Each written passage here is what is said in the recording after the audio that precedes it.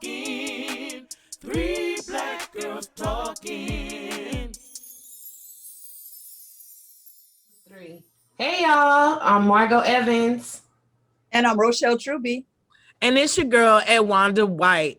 What's up? We are three black girls talking, and this is just a little show that we created because we missed each other during the pandemic. And look where we are now in 2021. So thank you for subscribing, and those that follow us, continue to do that and go down there. If you haven't subscribed, please go ahead and do that now.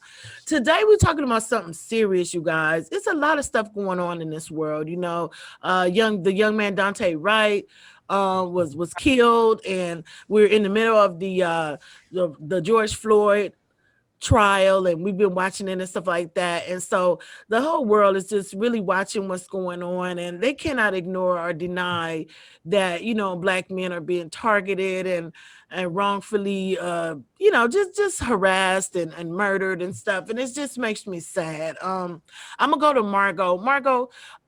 If you don't have any children, but if you had a black son that was living right now in 2021, like, what would you tell him in terms of dealing with the police? You know, I don't have any kids, like you said, but I do have two nephews. And I just thought about that. You know, I have two nephews now. They just turned 5, or they'll be 5 this month. And what I would tell them, I mean, it's just it has been rough for black men, black children, black people, period, throughout the times. But I would tell them when they get old enough, and even now, you just have to kind of instill in your kids, when you deal with the police, what you have to do. Like, it's just sad that we have to do that, but in order to protect our kids, you have to comply. If they tell you to, you know, stop running and do all of this stuff, you know, whatever they ask you to do, try to. I mean, it's scary, and I understand why a lot of our black men and black boys run, because they're scared. The guns are pointed at them. They see everything that's going on right now in the world, so they instantly, your instinct is to run. I'm scared, I'm afraid of you. And the police are intimidating, so they run. And it's unfortunate that they run and they shoot to kill. They shoot to kill you. So even those who complied, we had the and I don't even remember the little boy's name. He's 13 years old. He just got killed. And they asked him to put his hands up, and he did it, and the camera was on him, and he put his hands up, and they shot him. So even telling them to comply is just really hard to really instruct your kids on what to do. You just hope that they don't get put in a bad situation. You know, you just hope that that's just not the day that the wrong officer is having a day and something happens to him. So I don't know. I would tell my nephews to comply as much as possible. If you're afraid, just pray that God is with you, and, you know, just try to get through it. Yeah. What about you, Rochelle? You do have sons, so what do you feel about it? I talk to my sons, and I tell them, you know, to comply. Now, my one oldest son, Jeremy, he has ran up against came in contact with the police, and I asked him, you know, what did he do? And he says he just, whatever they say to do, Mom, I just do whatever they say. And I talked to Daniel, my youngest son, about it, you know, as well. So he kind of, because, you know, he's seen so much on the media now, he's like really afraid of the police and stuff. So my middle son, I can't remember if I really talked to him and anything about it, but I'm sure he knows, you know, just by going. But you know what's really sad is that there's a lot of laws and rules that protect citizens against the police. Like, police can't just do anything that they want that come up against you, because I've heard people start that have came in contact with the police, and they'll start reading out all these laws and rules to them. But the police, when it comes to us, they act like they can do whatever they want to. They don't go by certain things, like as far as searching your car, just certain things, like they have to tell you what they stopped you for. Like, they can't just say, you know, pull you over and then I tell you what they pulled you over for. And sometimes when our black men ask, they don't want to tell them, you know, and stuff like that. So it's just a lot of things. And you know, I do tell my children they have to be careful with that. You know, they have whatever the police tell them to do, they have to comply. And so one time I got pulled over and well, actually I got in an accident and the police had came over to my car, and the way that the police was kind of talking to me was aggressive because I was looking for my insurance information. And so he kept coming to the car like, oh, because I was gonna pull it up online and I was having trouble getting it online. And he kept coming to my car. Oh, are you gonna did you get your insurance? Did you get your insurance? Like real aggressive. And so my Daniel was sitting in the back seat. That's my youngest son. He was scared. He was like, Mom, I was scared because he thought that the police was gonna do something, but they're very aggressive with us, and it's just really sad that we have to deal with that. Yeah, it's real sad that we have to deal with that. And like I say, we're gonna go around and give final words. I'm gonna give my final words now and just say basically it's very sad that African American boys and men are so under attack.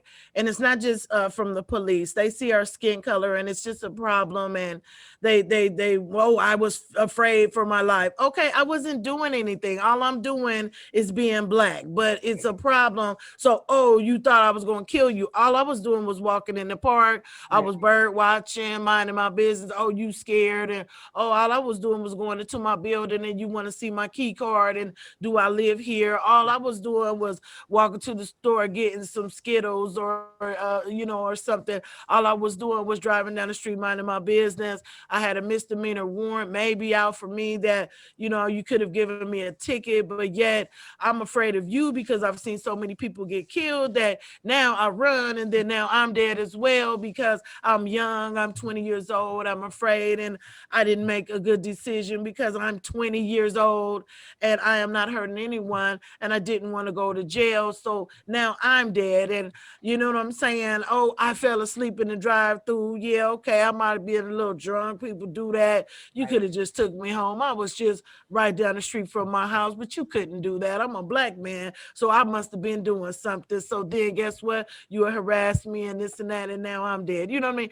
It's just over and over and over again. And there's so much hatred in the world with minorities, period. Right now there's a Asian a surge of I guess they say Asian hate or whatever. Yeah. And like I said, I don't hate anybody. I love everyone, and I try to do the best I can to love everyone. I was raised in a Latino community, so I love the Latinos, and that I know that my Latino brothers get harassed, like we do as well. But specifically, America is now seeing that they cannot deny that, yes, it's different being black in America. It's different being a black person because we can't change our skin color. We can't, look white or whatever. They see us coming and it's always a problem. Oh, Karen want to say something. Oh, why are you here? And why are you selling water? And why are you having a barbecue? Right. This is a park. Isn't this where we have barbecues? What is your problem? So my whole thing, as I give my final words, is that all of it needs to stop. And it's just so sad. And I see all the rest in peace posts and all the things that they do. And it is targeting us. And Black Lives Matter. And it bothers them when we say that Black Lives Matter because they make it seem like we're saying that no other lives matter. That's not what we're saying. We're saying that for so long that Black lives didn't matter. And that's why we had to have this mantra to put the focus on our lives mattering. When we go to a university, it doesn't say white university. We just know that it's a white university because there ain't no Black people there. You know what I'm saying? Now you get mad that we say Black University or HBCU, you change it to historically Black college because you didn't like us calling it the Black college. But the point is, the reason why we created those is because you wouldn't let us into quote unquote white college. Of course, they didn't call it white college, but we knew it was. You see what I'm saying? So Black lives do matter. All lives do matter. Hatred needs to stop, and they need to stop harassing people of color, specifically our Black men and our boys. And Margot, you give your final words, and then we're going to get off of here because it's a tough topic, and we just had to address it.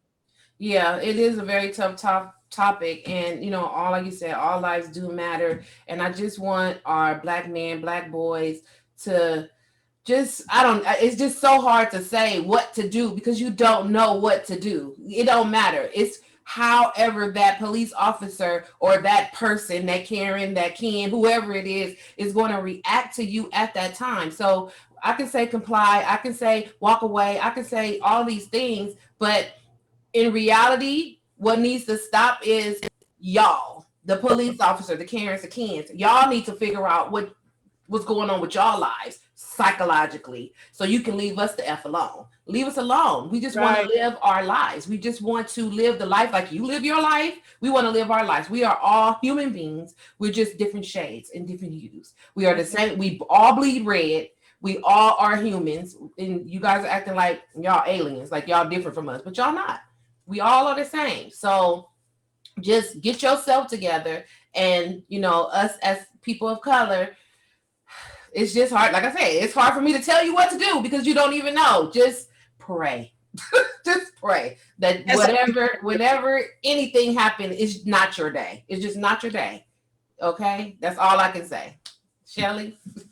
Yeah, I'm just tired of hearing, and I'm just so tired of hearing almost every other week somebody getting killed. It's just so exacerbating. It's like, man, you know, you just get tired of it. And I just want to remind police, you are not the judge and the jury. Everybody is due process. So, you know, it's just really sad that our men have to go through this. And as far as giving advice, I'm just saying, whatever the police tell you to do, just comply to it, and then just deal with it in the court system. Because if you don't comply, I mean, sometimes they'll still do it even if you do comply, but for the most part, if you don't comply, you might end up getting shot. So it's just best to comply. And like Margot say, and to pray. Yeah, my advice to all the young men out there and all the mothers, the Black mothers, the Asian mothers, the Latino mothers, when their child is targeted, to raise your son and tell them to do whatever is necessary for them to get home. Mm-hmm. It's no shame in having the person talking to you crazy and you just say, okay, sir, is it okay, this and that? You're not less of a man for doing that. You are doing what is necessary to get home. Now, you could do all those things and they could still do what they do, and it has happened. But you're more likely to get home if you do, you know, the polite thing. Officer, my registration is in the car. Is it okay if I get it? Any sudden move or whatever by your skin color, they have a problem, or they give that as an excuse of why they're gonna do it. Mm-hmm. Also, I just want to say to everybody out there, it's very disheartening and we get sad and everything like that. But I want you guys to stay encouraged, and I want you guys to not be in an uproar and really, you know, do something that will get you also in trouble as you use the rage for what's going on. I want everyone to sit down and talk to their sons, their daughters, and let them know what's going on. And white friends, please,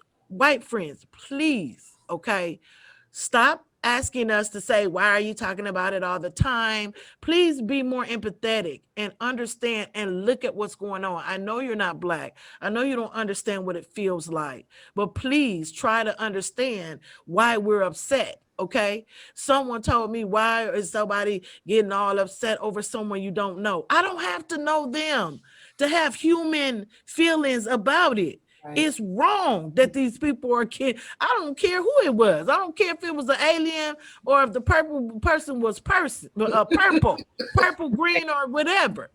A person got killed wrongfully, and I saw it. Mm-hmm. How many times do we have to see George Floyd and the knee on the neck to realize it was wrong? Mm-hmm. And I don't have to be just because I'm Black, I'm concerned. White friends, please understand. Yes, we are being targeted. And yes, it is different for us. And yes, because we are Black, this is the reason that it's being done. Once you do that and you can empathize with us, then you can understand what it's like. So we are 3 Black Girls Talking, and we thank you for listening. Bye. Bye.